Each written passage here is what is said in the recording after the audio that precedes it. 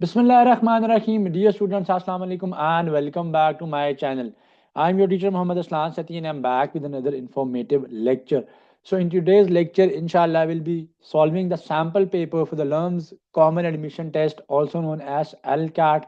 तो आज के लेक्चर में हम ये बात करेंगे कि LCAT में मैथमेटिक्स के सेक्शन के अंदर कौन कौन से टॉपिक्स इंक्लूडेड हैं, इंग्लिश के सेक्शन के अंदर कौन कौन से टॉपिक्स इंक्लूडेड हैं एंड प्रिपरेशन आप कहाँ से कर सकते हो, और जो उन्होंने अपना ऑफिशियल सैम्पल पेपर दिया हुआ है उसको भी आज के लेक्चर में हम सॉल्व करेंगे। तो you can get an idea कि लम्स का जो इंट्रेंस टेस्ट है उसकी डिफिकल्टी लेवल उसका क्या होगा। सो लम्स कॉमन एडमिशन टेस्ट का डिफिकल्टी लेवल क्या होगा। So before starting today's video, I'll kindly request you all to subscribe to my channel for more knowledgeable content. Apart from that, or 7 days LAMS preparatory session is starting from tomorrow, inshallah. So you can also join that crash 1 week session with us daily basis पे। उसके अंदर 2 hours की live classes हैं and most of the concepts related to the mathematics section of the LAMS common admission test will be inshallah revised, and that all those topics in the LAMS common admission test related to the mathematics will be solved in that session. And it's live session daily basis पे 2 hours की live classes हैं and apart from that many recorded lectures will be provided along with relevant practice materials for you guys to practice as well. So number आपकी screen के ऊपर आ रहा होगा. So if anybody is interested to join that session, he she can contact us via WhatsApp. तो channel को subscribe कीजिएगा and अपने friends के साथ भी इसको आपने शेयर करना है. तो moving on to the mathematics section. तो सबसे पहले मैं आपको ये बता दूं कि मैथमेटिक्स का सिलेबस क्या है. तो मैथमेटिक्स का जो LCAT का सिलेबस है that includes algebra, linear equations, logarithms, inequalities, data interpretation, ratios and percentages. And there will be some topics from the advanced mathematics section as well, just like जैसे हमारा नास्ट का इंट्रेंस टेस्ट के अंदर trigonometry probability वगैरह included है. सो इसमें probability तो included नहीं है, बट ट्रिग्नोमेट्री इंक्लूडेड है, quadratic and exponential functions included है, जियोमेट्री इंक्लूडेड है and basics of trigonometry. Unlike the advance mathematics of the engineering जो स्टडीज हैं वैसा नहीं है. But yes, there will be questions from the trigonometry to find out the unknown angles, to solve the trigonometric ratios, etc. And apart from that, the calculation of the areas and volumes of the basic figures, including the squares, circles, trapezoids, and cylinders and stuff like that. तो साथ साथ उनका area, volume और perimeters वगैरह या सर्कमफेरेंसेस से related question भी जो हैं वो पूछे जाते हैं. अच्छा, अब commonly asked question from me is के जी लम्स के टेस्ट के अंदर क्या हमारे पास कैलकुलेटर अलाउ होता है. So calculators are not allowed, right. So practice accuracy in mathematical calculations already mentioned in their sample test. So many students जो मेरे से पूछ रहे होते हैं कि जी हमें उन्होंने कहा हुआ है कि कैलकुलेटर्स आपने लेके नहीं आने, and they will be providing a stationery. So yes, they will be providing you stationery, but they won't be providing you with calculators. So calculators are not allowed in this test. आप इसके अलावा set की book से practice कर सकते हो, Khan academy से आप प्रैक्टिस कर सकते हो, मेरे चैनल पे बहुत सारा स्टाफ अपलोडेड है, आप उससे प्रैक्टिस कर सकते हो. So just to get an idea of the difficulty level and various topics इसमें जो इंक्लूडेड होंगे उनके क्वेश्चन का डिफिकल्टी लेवल क्या होगा, उन्होंने अपना एक सैम्पल पेपर भी दिया हुआ है. So now let us solve this sample paper. So question number 1 from the mathematics section of the sample paper is: a company models its profits P in thousands of dollars based on the numbers of products sold X in thousands with the equation P of X equals to X square minus 3X plus 2. So determine the number of thousands of products of the company must sell to break even, where breaking even refers to achieving a profit of 0. तो आपसे ये कह रहे हैं कि जी एक company है जिसका profit is represented by this equation. So p of x is equal to x square minus 3x plus 2. आपने ये बताना है कि अगर company zero profit of zero achieve करती है, तो प्रॉफिट ऑफ जीरो अचीव करने के लिए उसको मिनिमम कितने नंबर ऑफ प्रोडक्ट जो है वो सेल आउट करने पड़ेंगे. सो ब्रेक इवन का मतलब क्या होता है? Break even is that point जहाँ पे कंपनीज और businesses they are operating at no profit and no loss situation. तो जितनी उनकी ऑपरेशनल कॉस्ट है उतना ही उनका रेवेन्यू जनरेट हो रहा है. टोटल कॉस्ट जितनी भी उनकी बिजनेस पे आ रही है वो मिला के उतना ही रेवेन्यू वो जनरेट करें. So they are not generating any profit, but yes they are at the position of break even. तो आपको ये कहा गया है कि ये फंक्शन जो है रिप्रेजेंट कर रहा है प्रॉफिट को. आपने ये बताना है कि ब्रेक इवन के लिए उनको कितने प्रोडक्ट सेल आउट करने पड़ेंगे. तो हम सिंपली क्या करेंगे, इसको इक्वेट कर देंगे equal to zero. So x square minus 3x plus 2 is equal to zero, क्योंकि खुद क्वेश्चन में भी कहा हुआ है कि ब्रेक इवन की सिचुएशन के ऊपर आपका प्रॉफिट जो है वो जीरो है. मैं इसको सॉल्व कर लेता हूँ. तो आई will be using the quadratic formula आप यूज़ कर सकते हो, मिड टर्म ब्रेक यूज़ कर सकते हो। तो मैं इसमें मिड टर्म ब्रेक यूज़ कर रहा हूँ, बेसिक अलजेब्रा का क्वेश्चन है। So this is x square minus 2x minus x plus 2 is equal to 0 हो जाएगा, बिकॉज 2 वन ज़ा इज 2 एंड 2 को आपने ऐसे ब्रेक करना है कि आपके पास 3 आ जाए। सो 2 वन ज़ा 2 है, x को कॉमन ले लेंगे, x माइनस 2 आ जाएगा, माइनस 1 को कॉमन ले लेंगे, x माइनस 2 इक्वल टू 0 आ जाएगा, एक आ जाएगा x माइनस 1, सेकेंड आ जाएगा x minus 2 is equal to 0। So एक इक्वेशन आ जाएगी x is equal to 1 and second equation से x की वैल्यू आ जाएगी x equal to 2। So a company should be selling, if it's selling 1000 products, even then it is at a break even. If it's selling 2000 products, even it's that even at that situation वो break even के ऊपर है। तो both options A and B are correct in this case. So moving on to the next question related to the triangle. So I have already told you कि जो basic figures हैं जिसमें आपके पास square है, circle है, triangles हैं, आपके पास trapezoid है, cylinders वगैरह, इनके areas, perimeters, circumferences, वॉल्यूम्स, इनके फॉर्मूलाज आपने you must be practising question related to these topics and आपको ये फॉर्मूलाज आने चाहिए क्योंकि कैलकुलेशन तो इजी ही होती है। So coming back to the question, in a right angle triangle with legs A and B, hypotenuse at C, if A is equals to 10 and B is equal to 24, what is the value of C? So एक right angle triangle है जिसमें से आपने hypotenuse की value बतानी है जबकि आपके पास बेस और perpendicular की वैल्यू गिवन है। तो in the right angle triangle we have the formula which is known as the Pythagoras formula या Pythagoras theorem को मैं यूज करूंगा and Pythagoras theorem says that hypotenuse का square is equal to base का square plus perpendicular का square होता है। So hypotenuse is at C and we have to find out the value of C. So C का square कह देते हैं आप इसको। The legs are either perpendicular and base and this is the hypotenuse C, so it can be A, it can be B. So base and perpendicular का square किया जाता है and in this situation this is a square plus b का square. So A's value is 10 and B's value is 24. So you will be taking the square of them and then adding them up and taking the under root and then you will get the answer. So एक बात याद रखिएगा कि sample paper के अंदर जो question है they are just there to give you an idea कि डिफिकल्टी लेवल क्या होगा। तो अभी आपको पता चले कोई डिफिकल्टी लेवल ज़्यादा नहीं है बट थॉरली आपने टॉपिक्स को कवर अप करना है। A car travels at varying speeds. If it covers 120 miles in the first 2 hours and 160 miles in next 3 hours, what is its average speed over the entire trip? So एक गाड़ी जो है वो cover करती है 120 miles का distance in the first 2 hours and then 160 miles का distance वो कवर करती है इन द नेक्स्ट 3 आवर्स। आपने average speed of the entire trip जो है वो कैलकुलेट करनी है। तो the average speed can be calculated as, the average speed will be, so the average speed is equal to the total distance is total distance by total time. So total distance by total time जो है ये आ जाएगा आपके पास। So the total distance is 2 into so first 2 hours में 120 miles cover किए हैं, so 2 into 120 that is 240 plus next 3 hours में उसकी 160 miles का distance उसने कवर किया है। So 3 into 160 is the total distance covered up and total time कितना है 5 hours है। So total time हमारे पास 5 hours है। Why? Because 2 hours these and 3 hours this आप इसको add करोगे you will get the answer. So this will be 240, this is 240 plus 300 and 300 and 3 6 18, so 180 आ जाएगा। so 480 divided by 5 आ जाएगा मेरे पास which will lead to 720 by 5.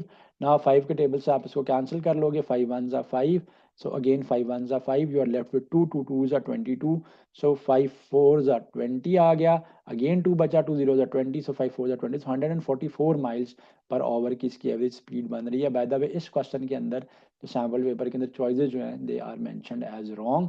तो correct choices जो हैं 144 miles per hour की एवरेज स्पीड आएगी because आपने average speed of the entire trip calculate करनी है। राइट जी। तो now moving on to the next question.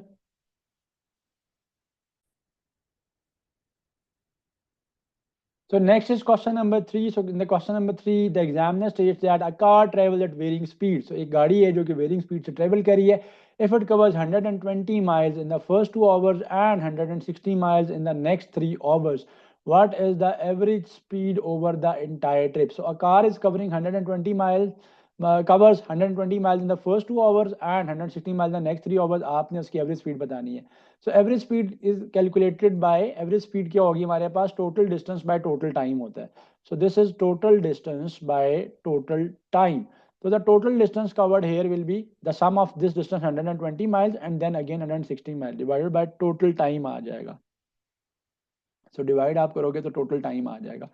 So total distance क्या है हमारे पास, 120 माइल्स पहले, 160 माइल्स बाद में कवर हुआ है।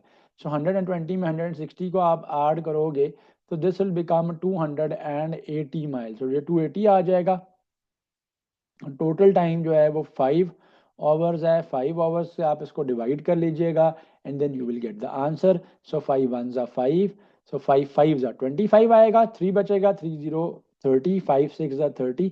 सो 56 माइल्स पर आवर की आपके पास एवरेज डिस्टेंस जो गाड़ी ने एवरेज जो स्पीड है गाड़ी की वो ये बनती है if it covers 120 miles in the first 2 hours and 160 miles in the next 3 hours. So moving on to question number 4, series. Yes, series भी इंक्लूडेड है।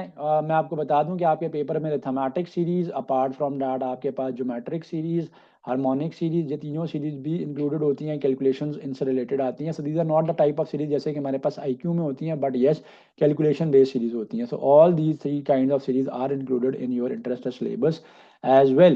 So an arithmetic sequence has the first term of a1 is equals to 3 and a common difference of d is equals to -2. What is the a term of the sequence?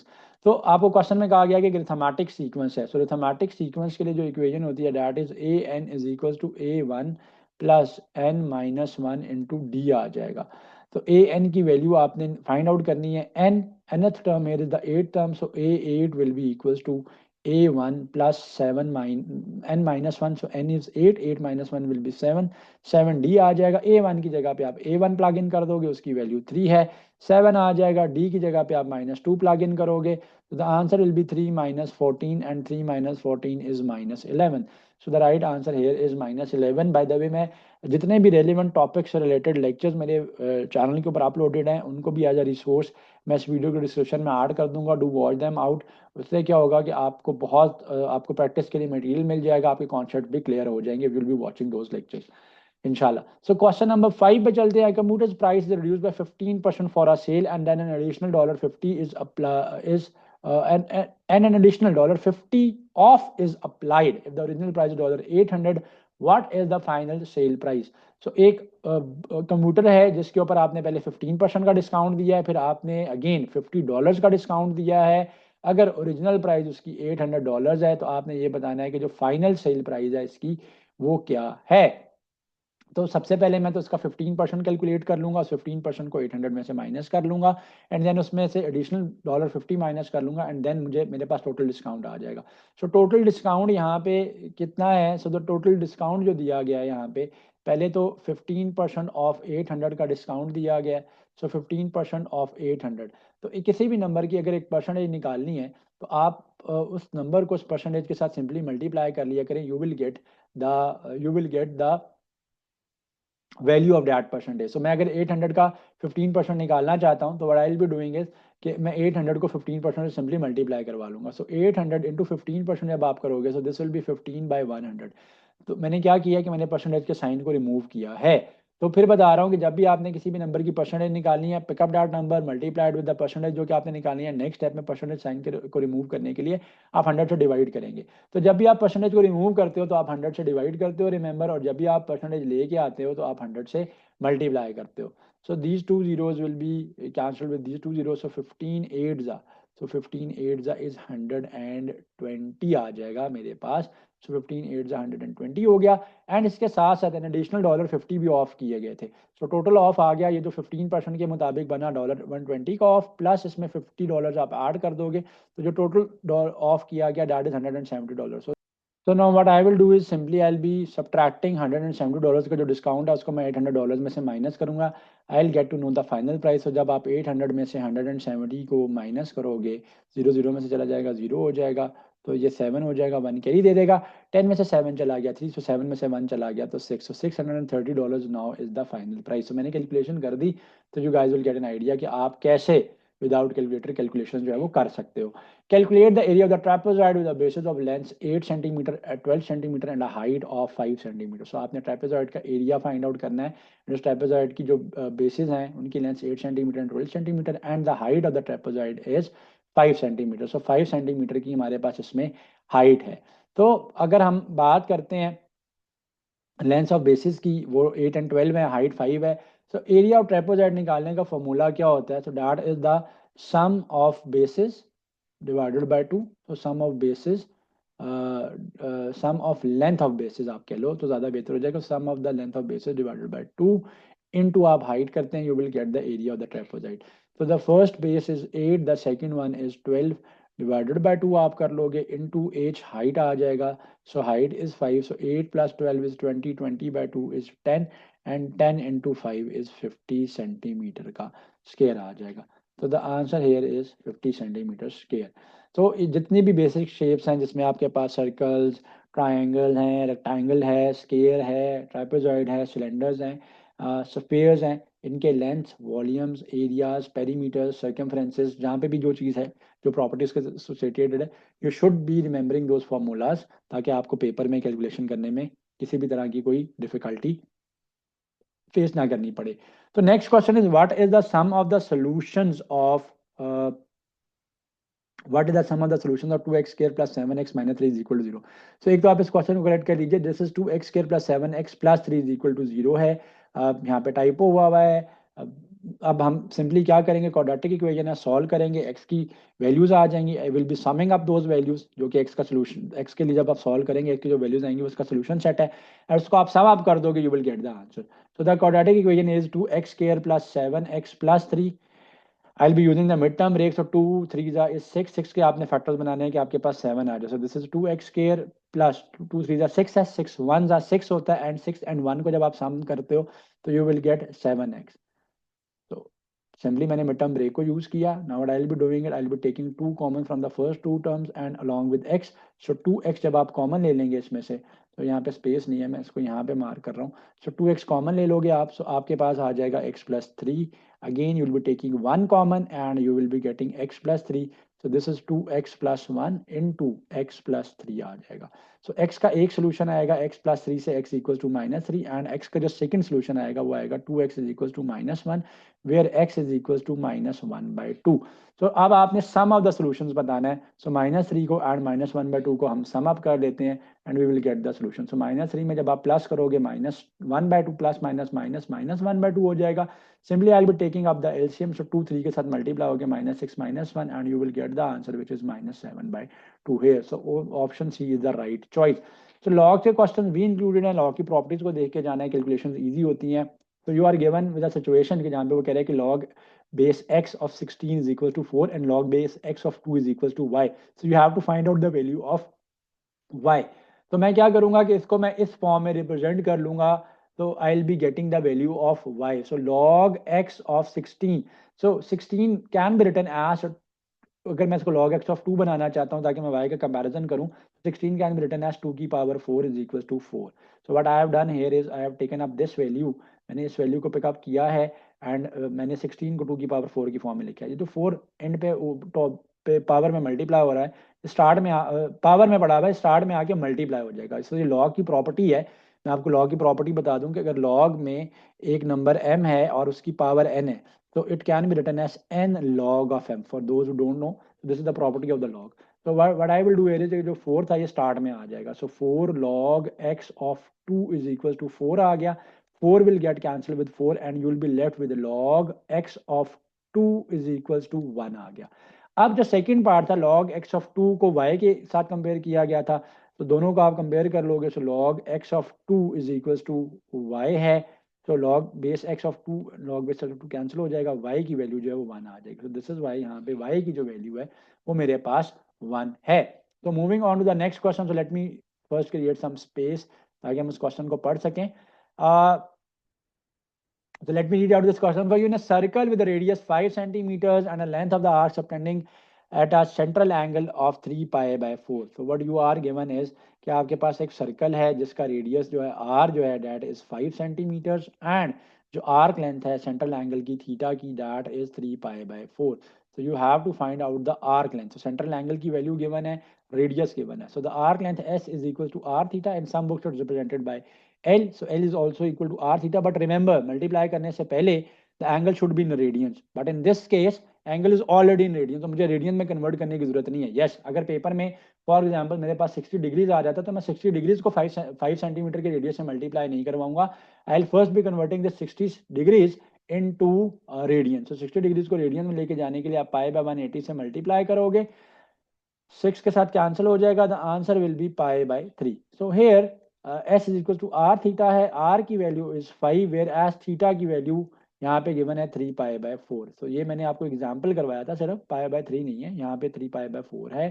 तो this is 15 pi by 4। तो ये जो 15/4 है इसको solve कर लेते हैं ताकि हमारे पास जो राइट करेक्ट चॉइस यहाँ पे बन रही है वो मैं आपको कैलकुलेट करना बता दूं कि विदाउट कैलकुलेटर आप कैलकुलेशन कैसे करेंगे। सो 15 पाई बाय 4 के लिए फर्स्ट 15 को आप 4 से डिवाइड कर लीजिए and then after that pi के साथ आप मल्टीप्लाई करवा लोगे।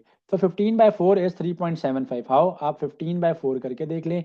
4 3s इज 12, 3 बचेगा हमारे पास, पॉइंट लगाएंगे एंड पॉइंट लगाने से यहाँ पे मैं 0 लगा सकता हूँ। 4 7 28 है, देन अगेन 2 आ जाएगा यहाँ पे एंड पॉइंट में ऑलरेडी लगा चुका हूँ तो यहाँ पे 0 आ जाएगा एंड 4 5 20 हो गया। तो ये तो मेरे पास आ गया 15/4 की तो जो वैल्यू है this is 3.75। So this is 3.75 and pi की वैल्यू की होती है 3.14 होती है।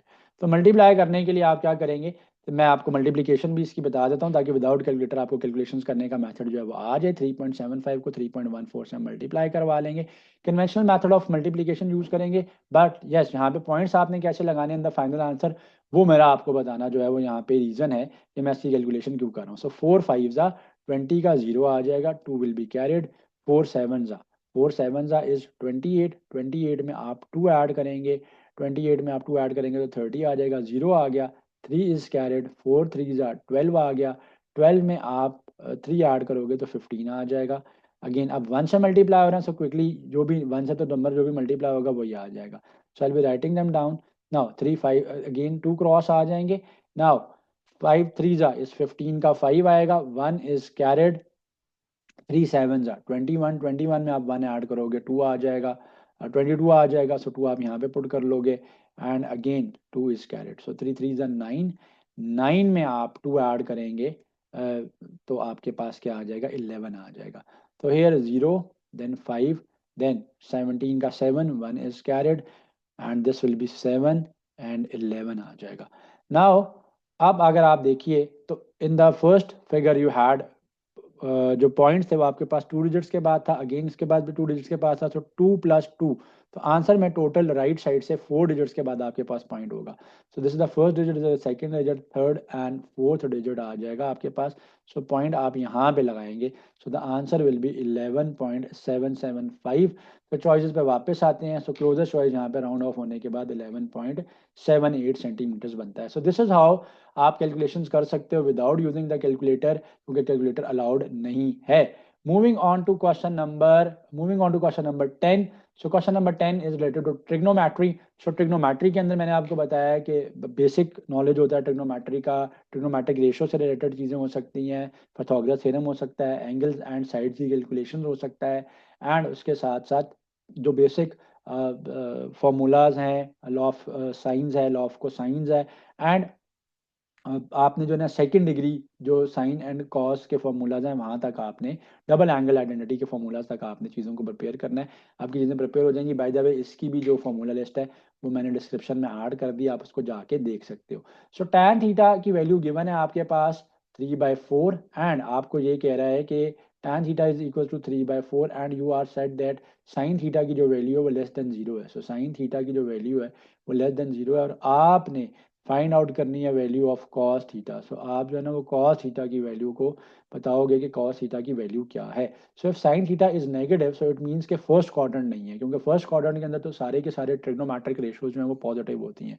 सो एक्स अगर आप यूज करोगे ACTS, so ACTS है, so this is the first quadrant, is the second quadrant, is the third quadrant and this is your fourth quadrant, right. तो फर्स्ट क्वाड्रेंट में तो ऑल आर पॉजिटिव, सेकंड में sign positive. अब यहाँ पे अगर आप क्वेश्चन में देखिए तो tan की वैल्यू पॉजिटिव है, ठीक है। सो tan theta is 3/4, it mean के थर्ड क्वाड्रेंट है, तो थर्ड क्वाड्रेंट में tan एंड tan के रेसिप्रोकल कॉड पॉजिटिव होगा, बाकी सारे नेगेटिव आएंगे। सो तो ये जो इन्फॉर्मेशन साथ गिवन है ना कि sine theta is less than 0 and you have to find out the value of cos theta, वो आपको ये बता रहा है कि आप सिर्फ यहाँ पे tan और कॉड को पॉजिटिव लोगे, बाकी सारी ट्रिग्नोमेट्रिक रेशियोज की जो वैल्यूज हैं दैट विल बी नेगेटिव, सो वो आपके पास नेगेटिव आएंगी, ठीक है।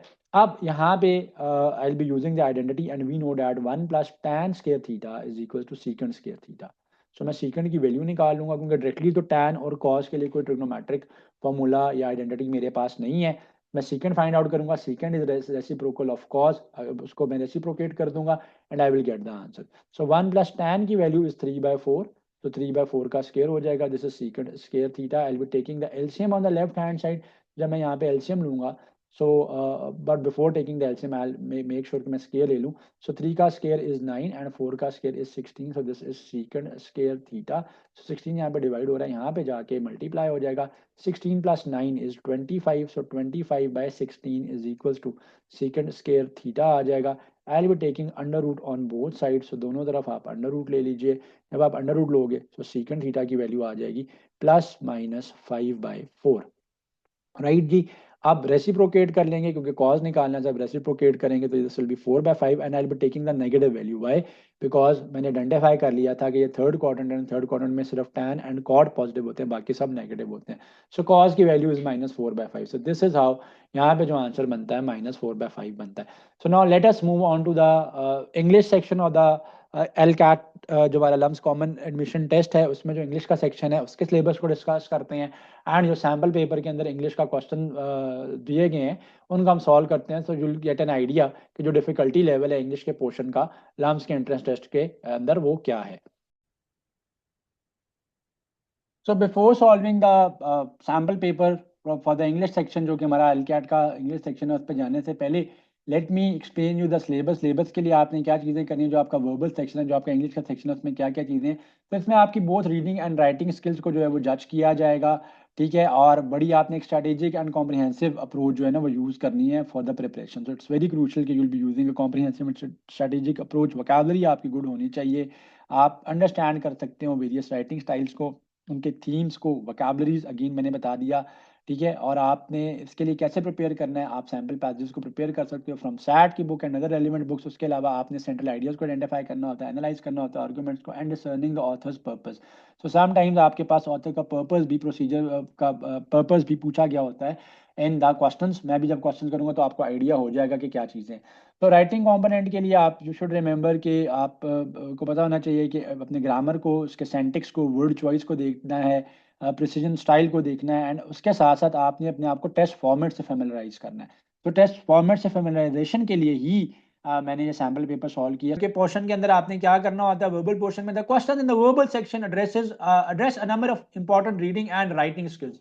Read each passage and question carefully and then choose the best answer to the question based on the passage. For each question, read the four choices A, B, C, and D. Select the letter of the choice which you consider the correct answer. Then fill in the corresponding circle in your answer sheet. So what you have to do is कि आपने जो given sentence है उसको आपने read out करना है, जो passage है उसको आपने रीड आउट करना है। then you have to find out the word which fits in these blanks, जो इन blanks को fill up करेगा और correct word जो है वो वहां पे, correct choice जो है वो यहाँ पे बन रहा होगा। So a travel log about exploring Pakistan's diverse landscape is structured around different regions, each section highlighting the unique dash of each area, from the bustling streets of Karachi to the serene valleys of Gilgit-Baltistan.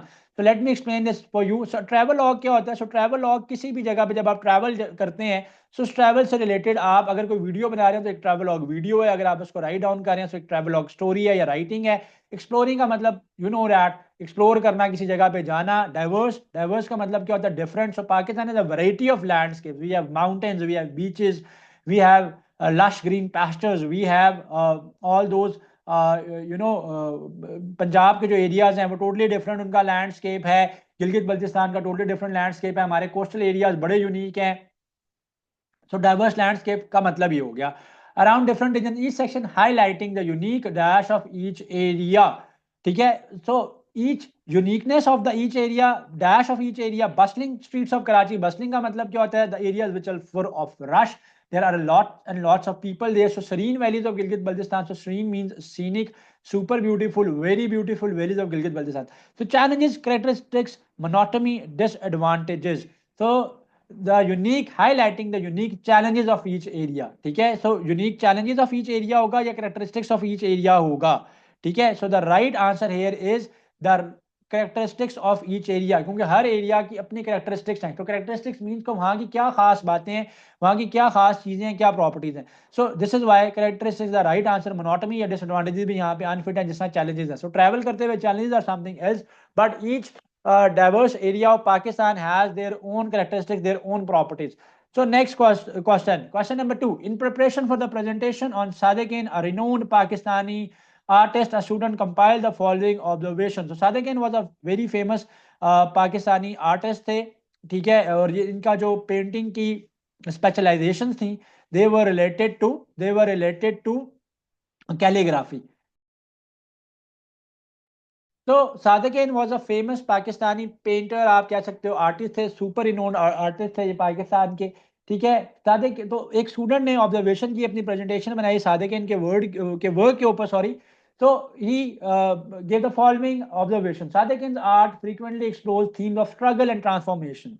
तो पहली उन्होंने ये observation अपनी presentation में add की कि सादिकिन का जो आर्ट है उसमें बहुत ज़्यादा थीम्स ऑफ स्ट्रगल थे, ट्रांसफॉर्मेशन थी. The sun 1962 is characterized by bold calligraphic strokes. So जो उनकी पेंटिंग है जिसका नेम द सन है, and he painted it in the year 1962. इसको आप कह सकते हो कि बहुत ज्यादा बोल्ड किस्म के कैलीग्राफिक स्ट्रोक्स उसके अंदर जो है वो यूज किए गए. Human suffering 1971 depict the figures in distress. तो जो उनकी एक और फेमस या पॉपुलर पेंटिंग है human suffering, which he painted in the year 1971. It represents, तो डिपिक्ट करना, रिप्रेजेंट करना, बताना, तो people who are in distress, जो कि लोग परेशानी में है. So which statement best synthesises these observations to link the sun and the human suffering. So question आपसे ये पूछा जा रहा है कि कौन सी स्टेटमेंट, जो गिवन ऑप्शंस हैं उनमें से कौन सी स्टेटमेंट आपके पास the sun and the human suffering जो है उनको आपस में क्या कर रही है, लिंक कर रही है, कनेक्शन उनके बीच में बना रही है. Sadiqin, the sun and human suffering both expresses the themes of struggle and transformation through their distinctive style. Yes, ये बात काफी हद तक वैलिड है कि सादिकिन की जो दोनों पेंटिंग्स हैं, the sun and human suffering, दोनों के अंदर थीम ऑफ स्ट्रगल और ट्रांसफॉर्मेशन की बात हो रही है. क्योंकि 1962 में जो उन्होंने द सन पेंट की थी उसके अंदर उन्होंने बड़े बोल्ड कैलीग्राफिक स्ट्रोक्स जो है वो यूज किए थे, जो कि ट्रांसफॉर्मेशन को रिप्रेजेंट करते हैं. And this painting human suffering, it represented और it depicted the figures or the people who were in distress. So both the sun, the human suffering showcase the Sadiqin's expertise in depicting human emotions. Yes, but this was not related to the human emotions, but rather it was characterized by the bold calligraphic stroke. The sun and the human suffering were created in different decades, but the same artist, सादिकिन, ये बात तो correct है, but ये इन दोनों paintings को आपस में link नहीं कर रहा, इन ऑब्जर्वेशंस के बीच में लिंक नहीं क्रिएट कर रहा. The sun uses calligraphy and human suffering portrays human figures illustrating the artist range. तो the right option here is option A. The Sadiqins both painting the sun and the human suffering, they both express themes of struggle and transformation, because इसमें theme of struggle है और इसमें theme of transformation है, because they were the first one, it was from the early artists who used bold calligraphic strokes in that painting, in that era.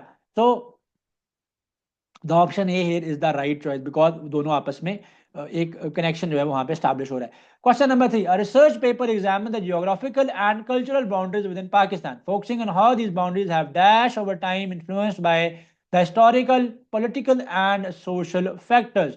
तो कह रहे हैं कि रिसर्च पेपर जो है वो इस चीज को एग्जामिन करता है, जो कि जियोग्राफिकल एंड कल्चरल बाउंड्रीज हैं पाकिस्तान के अंदर, फोकस करना, ठीक है, इंपॉर्टेंस देना किसी चीज को कि कैसे these boundaries have dash over time influence. Influence का मतलब क्या होता है, किसी चीज का असर होना, इफेक्ट होना by the historical, political and social factors.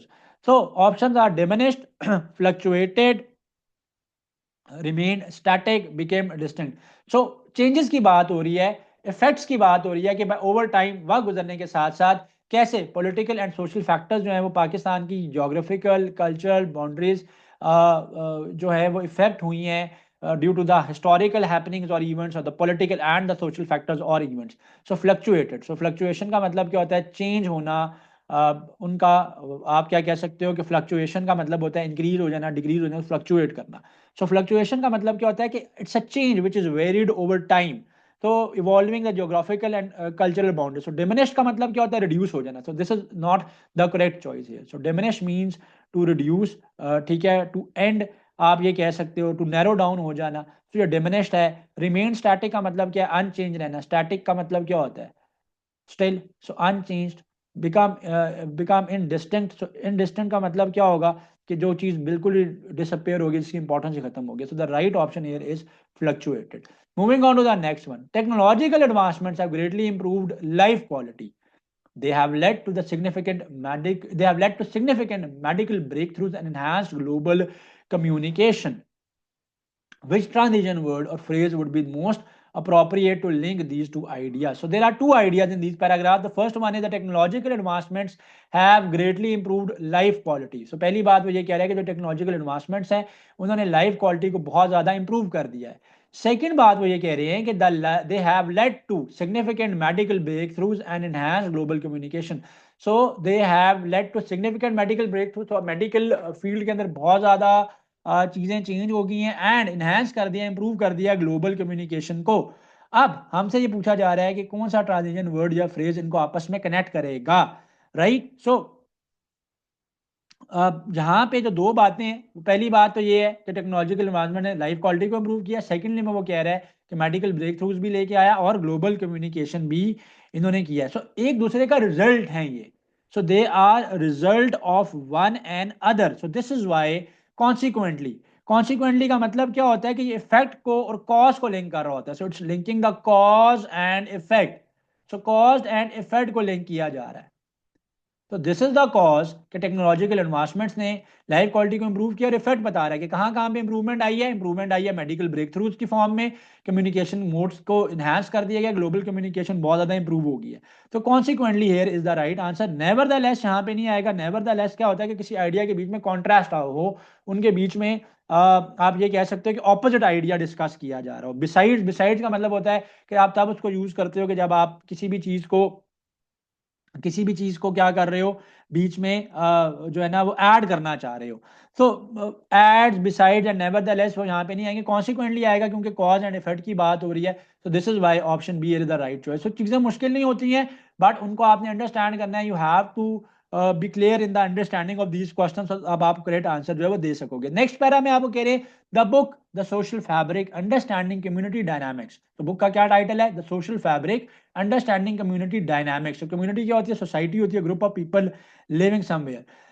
Discusses the evolving nature of community structures in modern society. ये बुक क्या डिस्कस करती है, ये डिस्कस करती है जो इवॉल्विंग. इवॉल्विंग का मतलब क्या होता है, तो continuously changing nature of the community structure. जो स्ट्रक्चर ऑफ द कम्युनिटी को ये डिस्कस कर रहा है मॉडर्न सोसाइटी में. It examine the role of the technology, economic shifts, cultural changes and shaping community interaction. So ये बुक जो है एग्जामिन कर रही है इस चीज को कि किस तरह से टेक्नोलॉजी ने, इकोनॉमिक चेंजेस ने एंड कल्चरल चेंजेस ने आपकी कम्युनिटी के जो इंटरेक्शंस हैं, आपस के जो रिलेशनशिप्स हैं, उनको क्या किया है, उनको शेप किया है. ठीक है. Given the author's exploration of these factors which are the following would best support the book's analysis of the contemporary community dynamics. So यहां तक तो आपको इंफॉर्मेशन दी जा रही थी कि इस बुक के अंदर क्या है. क्वेश्चन में ये पूछा जा रहा है कि ऑथर की जो एक्सप्लोरेशन है इन फैक्टर्स की, कौन सी ऑप्शन बेस्ट सपोर्ट करेगी इस बुक के एनालिसिस को of the contemporary community dynamics. Contemporary means modern. ठीक है. सो मॉडर्न जो कम्युनिटी के डायनामिक्स हैं उसको कौन सी चीज यहाँ पे सपोर्ट करेगी. Historical accounts of community structures in ancient civilisation, statistical data on current trends in community living and interaction, predictions about future technological innovations, personal anecdotes from individuals about their community experiences. तो देखिए historical accounts की बात नहीं हो रही है यहाँ पे. स्टैटिस्टिकल डाटा, देखिए मॉडर्न कम्युनिटी को के बारे में किस तरह से चेंजेस आ रही हैं, किस तरह से कम्युनिटी के अंदर इवॉल्वमेंट हो रही है in the community interactions due to the economic and cultural and technological changes. तो इसकी बात हो रही है. तो इसको आप सिर्फ और सिर्फ ऑब्जर्व कर सकता था ऑथर जो है bye collecting the data, the statistical data on current trends, कि अभी क्या ट्रेंड्स चल रहे हैं कम्युनिटी में, लोग कैसे रहते हैं, एक दूसरे के साथ कैसे इंटरेक्ट करते हैं। सो प्रोडिक्शंस जो है ना फ्यूचर के बारे में, वो डेटा की बेसिस के ऊपर नहीं होती हैं, बल्कि बुक तो ये डिस्कस कर रही है, चेंजेस बता रही है कि कैसे मॉडर्न सोसाइटी इवॉल्व हो रही है। तो ऑप्शन बी है द राइट चॉइस। पर्सनल एंसीडोट्स का मतलब क्या है कि इंडिविजुअल्स के जो अपने एक्सपीरियंसेस होते हैं किसी भी सोसाइटी में या किसी भी कम्युनिटी में रहते हुए, उनको डिस्कस करना। So the valid choice here only is option B. Moving on to question 6। क्वेश्चन 6 के पैराग्राफ में आपको कह रहे हैं, historical account the age of exploration, the author describes the ambitions and challenges faced by explorers during this period. The narrative details the explorers' motivations for undertaking risky voyages. Voyages कहते हैं travel करना, to some other country, to some other place. Their encounters, encounters क्या होते हैं कि किसी चीज को एक्सपीरियंस करना, किसी चीज का सामना करना with new lands and peoples and subsequent impact on global trade and cultural exchanges. The author's portrayal, so portrayal का मतलब होता है किसी चीज को डिपेक्ट करना, किसी चीज को बताना, पोर्ट्रे करना, एक्सप्लेन करना अपनी राइटिंग्स के अंदर, क्योंकि यहाँ पे तो ऑथर की बात हो रही है। And explores and explorer and the author portrayal of the explorers, explorers वो होते हैं जो कि वॉयज करते हैं, एक्सप्लोर करते हैं डिफरेंट एरियाज को। प्रेजर्वेंस, प्रेजर्वेंस जो कि उनका पेशेंस लेवल है, पेशेंट रहना, किसी चीज के लिए प्रेजिस्टेंस रहना in the face of adversity, suggest an admiration for their spirit of adventure and resilience. तो यहाँ तक इन्फॉर्मेशन है, मैं दोबारा इसको एक्सप्लेन कर देता हूँ। देखिए वो कह रहा है कि हिस्टोरिकल अकाउंट, ये जो बुक है the age of exploration, author ने डिस्क्राइब किया एम्बिशन, एम्बिशंस क्या होते हैं, उनके एम्स हैं, और क्या क्या चैलेंजेस एक्सप्लोरर्स ने फेस किए हैं जब वो डिफरेंट वॉयजेस पे गए हैं, डिफरेंट डिफिकल्ट रिस्की वॉयजेस के ऊपर गए हैं। उन्होंने नए लोगों को, नए लैंडस्केप्स को एक्सप्लोर किया है, उनके साथ ट्रेड करने की कोशिश की है, कल्चरल एक्सचेंजेस हुए हैं।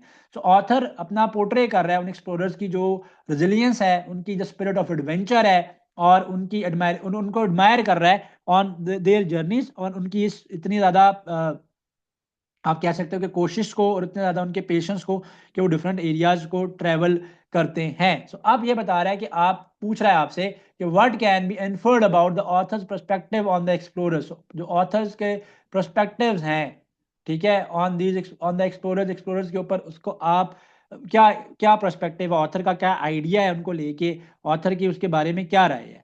तो यहाँ पे ऑथर ने तो उनके बारे में ये बताया कि वो किस तरह से रेजिलियंट रहे हैं, किस तरह से उन्होंने उनके पास स्पिरिट ऑफ एडवेंचर थी, किस तरह से उन्होंने ग्लोबल ट्रेड के ऊपर इम्पैक्ट किया, उन्होंने कैसे कल्चरल नॉर्म्स जो है वो स्टैब्लिश की। तो ये सारी की सारी बातें हैं। तो हमने अब इसी को फाइंड आउट करना है from the given choices. The author disapprove the explorers motivations, no ऐसा नहीं है, उसने पोर्ट्रे किया है in the face of suggest और एडमायर किया है, ठीक है। The author views the explorers as primarily motivated by greed. The author admired the explorers' courage and determination. Yes, काफी हद तक उसने ये कहा है कि the narrative and details the explorers' motivations for undertaking risky voyages, their encounters with new lands and peoples, and the subsequent impact on global trade and cultural exchange. उसका impact क्या है ग्लोबल चेंजेस के ऊपर और culture. तो author's portrayal of explorers' perseverance in the face of adversity suggests an admiration for their spirit of adventure and resilience. So the author admires the explorer's courage and determination. काफी हद तक ये बात भी दुरुस्त है। The author believes the explorers had a negative impact on global trade. ऐसा नहीं है, उसने ये कहा था कि उनका तो subsequent impact था, न्यू लैंड को जब उन्होंने एक्सप्लोर किया, कल्चरल एक्सचेंजेस किए हैं, रिस्की वॉयजेस किए, तो आगे वो एडमायरेशन इनको दे रहा है। The author admire the explorers courage and determination, so उसने उनकी डिटर्मिनेशन को, उनकी रेजिलियंस को, उनकी करेज को एडमायर किया है। Question number 7. In the world of modern technology, smartphones have become an indispensable tool for communication and convenience. They have revolutionized the way we connect with others, access information, and perform everyday tasks. Many people rely on them for their work, social interaction, and entertainment. तो smartphones के बारे में बता रहे हैं कि world of modern technology में smartphone जब इंडिस्पेंसेबल हो गए हैं। इंडिस्पेंसेबल टूल का मतलब ये है कि जिसके बगैर अब आपका काम नहीं हो सकता, कम्युनिकेट करना, और लोगों की लाइफ को उन्होंने कन्वीनियंट कर दिया है। कैसे वो convenience, they have brought convenience into people's life and they have revolutionised the way in which we connect and we get information and we perform on everyday task. So the question here is, which choice completes the text so that it confirm the convention of standard English.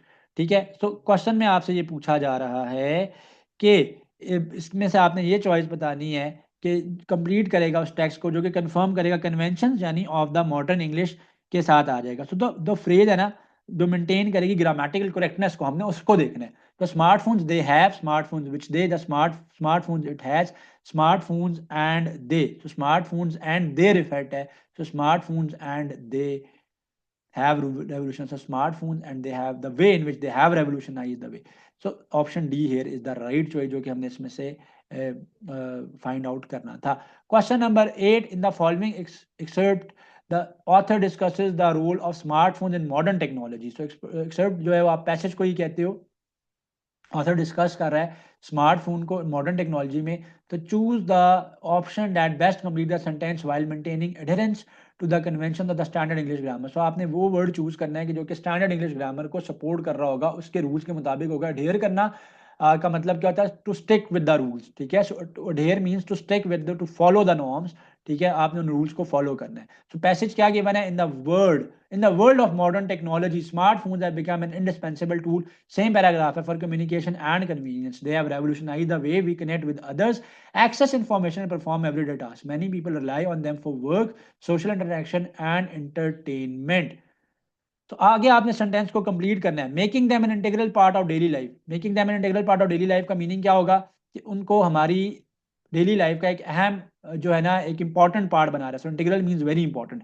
Therefore they are seen as essential by many. वो कह रहे हैं कि बहुत से लोग इसको एक एसेंशियल चीज के तौर पे देखते हैं. Which is why they have become so wide spread.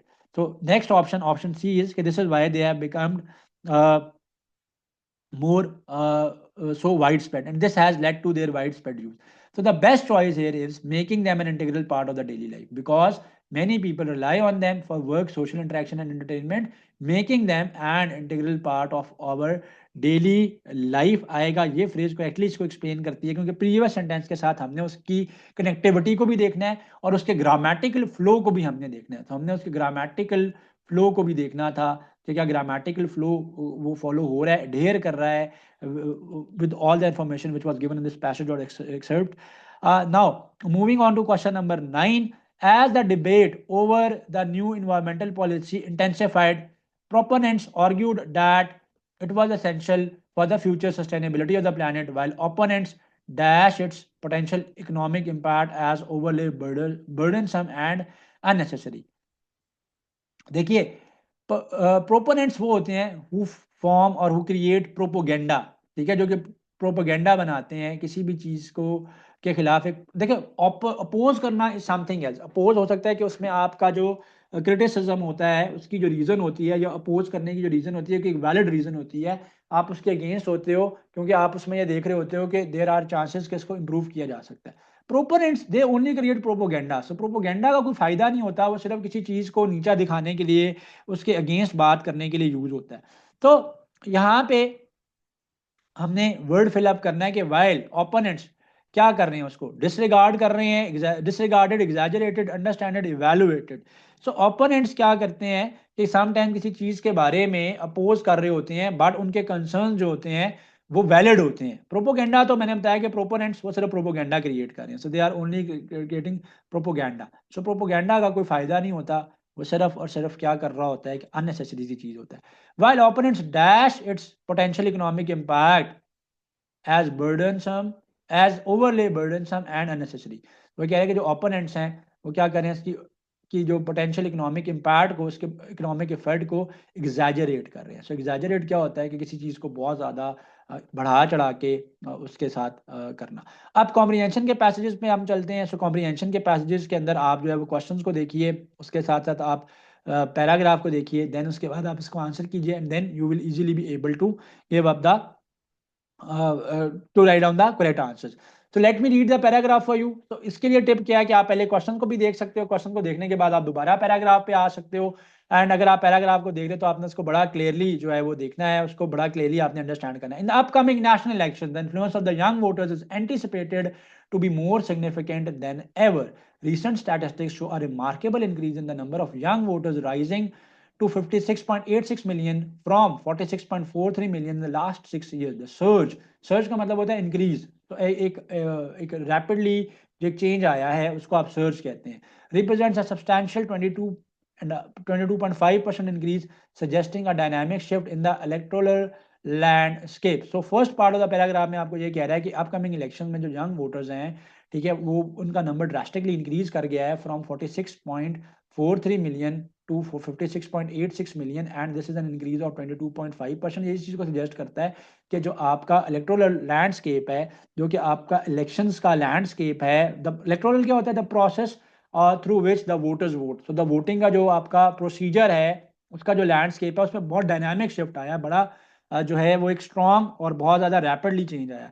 The total voter count है now stands eight 128.58 millions with young voters comprising 44.2%। तो अब जो आपका नया वोटर काउंट है उसमें total number of people 128.58 million है, जिसमें से 44.22% ऑफ दिस नंबर जो है they are young voters. This demographic is not only significant in terms of numbers but also in their potential impact. With the advent of social media, young voters have become more informed and engaged, capable of swaying public opinion and potentially altering election results in key constituencies. तो ये कह रहे हैं कि जो social media है उसने young voters को बहुत ज़्यादा मोटिवेट किया है। Now the young voters are more than informed, they are much more involve. Engage होने का मतलब क्या, इन्वॉल्व है। एंड दे कैन चेंज, स्वे का मतलब क्या होता है, they can change the public opinion potentially. क्योंकि अगर यंग वोटर्स किसी एक स्पेसिफिक कॉन्स्टिट्यूएंसी में किसी एक स्पेसिफिक कैंडिडेट को वोट करेंगे तो results they can drastically B change. ठीक है कि लोग किसी और को वोट कर रहे थे but due to the impact of the young voters in the election जो कि अब वो हिस्सा ले रहे हैं, they are very motivated to go through the electoral process, they are very motivated to vote for the right candidate, they can change the results, they can drastically change the results. A detailed breakdown reveals a diverse distribution of young voters across provinces. Punjab leads with 31.85 million, followed by Sindh 11.72 million, Khyber Pakhtunkhwa KP with 10.72 million and Balochistan with 2.3 million. This distribution indicates a varied political landscape with different regions possibly showcasing unique voting trends. So ये कह रहा है कि जो इतने ज़्यादा young voters हैं, ये बहुत ज़्यादा आपका जो पॉलिटिकल लैंडस्केप है उसको चेंज कर सकते हैं और वोटिंग के ट्रेंड्स को चेंज कर सकते हैं, उनको यूनिक बना सकते हैं। Among the young voters the gender gap is also narrowing. So gender gap भी नैरो हो रहा है with an increasing number of female voters participating actively in the electoral process. अब बहुत ज़्यादा फीमेल्स भी, in the past the female they don't go to vote but now even in the areas of KP and other area in the areas of Balochistan the female voters they are also very much motivated to vote for their respective candidates or their favorite candidates. This change is reflective of broader social transformation। तो ये बता रहा है कि जो change है बहुत ज़्यादा रैपिड और ब्रॉडर सोशल चेंज को रिप्रेजेंट कर रहा है, where young individuals irrespective of gender are taking more active role in shaping their political future. So the paragraph is all about young people voting का जो उनका ट्रेंड है and the increase in the number of young voters taking part in the election process, in the electoral process and they are impacting the results of the elections because young लोगों का they are motivated, they have their own ideas of their favourite और ideal candidates और social media के through जो जितनी भी ज़्यादा उनको को जो है वो क्या आप क्या कह सकते हो कि उनको नॉलेज मिल रहा है, जो उनकी इंगेजमेंट है इन द इलेक्टोरल प्रोसेस वो बहुत ज़्यादा इम्पैक्ट करती है ऑन द इलेक्टोरल प्रोसेस और the results of the voting. So based on the passage, अब क्वेश्चन क्या है, based on the passage discussing the impact of young voters in the upcoming national elections, which statement best summarizes the role and potential influence of this demographic group? So इस सारे demographic group, so demographic group का मतलब होता है कि जब आप demo means related to people, related to the population, so population के अंदर demographics में young voters are those voters जो कि 18 से 35 years तक काउंट किए जाते हैं। ठीक है, सो डेमोग्राफिक ग्रुप की बात हो रही है कि कैसे ये डेमोग्राफिक ग्रुप जो है वो चेंज कर रहा था। तो इसमें इन स्टेटमेंट्स में से आपने जो गिवन ऑप्शन है इनमें से आपने वो स्टेटमेंट फाइंड आउट करनी है जो कि इस पूरे पैराग्राफ को बेस्ट समराइज करता है। So option A, young voters constituting nearly half of the total voter count have the potential to significantly influence election outcomes, especially with their increased engagement through social media. Yes, ये बात तो बड़ी discuss हुई है कि young voters ने वो अब almost they are half of the total voter count and they have the potential to change the results of the election. They can thoroughly influence the election process क्योंकि अब उनकी engagement बहुत ज़्यादा हो गई है and due to social media they are now well versed, they are now well informed and they are more engaged in the electoral process.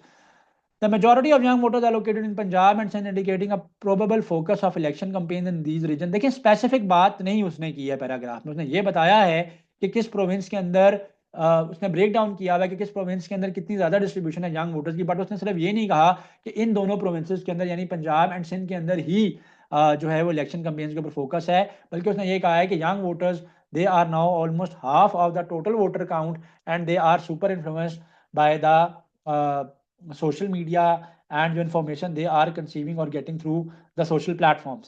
Young female voters are the majority in the young voter demographic. No, they are not the majority. To majority, yes, they are an important part of it, but increasing number बताया गया, ये कहीं पे भी नहीं कहा गया कि now they are, yes, they are now actively participating in the electoral process, but they are not the major number of the voters. इस बात का सिर्फ अकेला जिक्र नहीं है. The rise in young voters is primarily concentrated in urban areas, suggesting a shift in the political focus of city-based issues. ऐसा भी बिल्कुल नहीं है. उसने ये कहा गया है, उसने ये कहा है कि जहाँ पे आपके यंग वोटर्स हैं वो अपनी अपनी कॉन्स्टिट्यूंसीज को इफेक्ट करेंगे, अपनी अपनी कॉन्स्टिट्यूंसीज के रिजल्ट्स के ऊपर इम्पैक्ट होगा उनका. तो सिर्फ ये नहीं कहा गया कि अर्बन एरियाज में इसका इम्पैक्ट होगा. तो ओवरऑल यहाँ पे जो राइट चॉइस बनती है वो ऑप्शन ए बनता है कि young voters constituting nearly half of the total voter count have the potential to significantly influence election outcomes, especially with their increased engagement through social media. So the next question is, how has the social media influenced young voters reduce their number, increase their political engagement, decrease the voter turnout, caused a gender gap? So the social media have influenced the young voters and it has increased their political engagement. Now they are willingly taking part in the electoral process and they are now trying to vote for their respective candidates, for their favorite or ideal candidates. What trend is indicated by narrowing gender gap among young voters? Decrease political interest, increase female voter participation. Yes, ये एक बात है कि जो आपका female voter participation है वो बहुत ज़्यादा इंक्रीज हो चुकी है. So it was a right and clear choice. मैं इसको मार्क कर देता हूँ. What role are young voters expected to play in the upcoming election? Decrease the voter turnout, have no significant impact, play a crucial in determining outcomes. Yes, this is the correct choice कि now they are playing a very important role in determining the outcomes of the elections of their respective constituencies. Which statement best summarizes the passage? The number of young voters has decreased significantly. No, it has drastically increased. Young voters are less informed due to social media. No, they are much more informed and they are much more engaged due to social media. Young voters are set to have substantial impact in the upcoming elections. Yes, this is true. The gender gap among young voters is increasing. No, the gender gap is in fact decreasing because now the females are also much more participating in the electoral process. Last but not the least, very important, very important instructions related to the LUMS common admission test. मैंने sample paper तो solve कर दिया, syllabus भी discuss कर लिया, but जो instructions हैं उनके बारे में मैं आपको बता दूं. The test duration will be 2 hours and 40 minutes. Test will be registration will be starting at 8 AM. Test centre पे जो चीज़ें आपने लेके जानी है, we have to bring in the printed sign copy of the test registration slip जो आपकी है. अगर आपके पास अपना CNIC है तो well and good, else you can also take your juvenile card. अगर वो भी नहीं है तो you can take your passport. No other form of identity will be accepted. So remember, you have your valid CNIC, well enough. अगर आपके पास CNIC नहीं है, so take the juvenile card. वो भी नहीं है तो you can take your passport. तो ये मल्टीपल चॉइस टेस्ट होता है, मोर और लेस लाइक सैट होता है. टाइम ड्यूरेशन टेस्ट फॉर्मेट जो है थोड़ा सा सैट से वेरी करता है, may vary from the SAT. And yes, definitely ये करता है क्योंकि सैट के अंदर तो डेस्मोस बेस्ड कैलकुलेटर अलाउ होता है. That's now computer based test. उसके अपने एजेस हैं, अपने प्रॉस एंड कॉन्स हैं. एल कैट में फिर होने के अपने प्रॉस एंड कॉन्स हैं.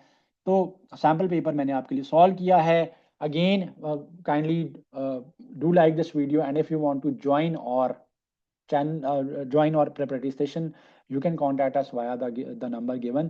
तो हमारा 7 days का प्रेप बैच स्टार्ट हो रहा है. डेली बेसिस उसमें 2 hours की क्लासेस हैं. मैथमेटिक्स के सारे मॉड्यूल्स को इंशाल्लाह इसमें कवर किया जाएगा. Like, comment, and subscribe.